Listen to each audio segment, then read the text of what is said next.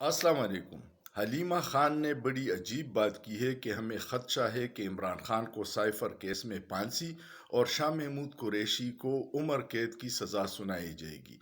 وہ یہ اس بنیاد پہ کہہ رہے ہیں کہ جب اعتزاز احسن سے ملاقات کے بعد ان کو اندازہ ہو گیا کہ جس جلدی میں ملٹری کورٹس کا فیصلہ سپریم کورٹ کے 5 رکنی بینچ نے اپنے ہی 5 رکنی بینچ کا فیصلہ معطل کیا، تو معاملات اس طرف بڑھنے کا خدشہ ہے۔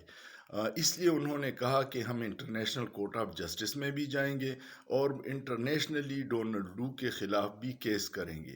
یہ وقت کی ضرورت ہے کیونکہ غاصب قوتیں چاہتی ہیں کہ عمران خان جو خودداری کی بات کرتا ہے، جو اپنی قوم کو شعور دیا ہے، جو ایبسولوٹلی ناٹ کہتا ہے، اس کا راستے سے ہٹنا بڑا ضروری ہے۔ اور یہ خدشہ اعتزاز احسن کو اس لیے ہے کہ وہ کہتے ہیں کہ ہم سمجھتے تھے کہ بھٹو کو پھانسی نہیں ہوگی، لیکن غاصب قوتوں نے جب فیصلہ کیا تو ہر آئین اور قانون کو روند کر ان کو پھانسی دی گئی تھی۔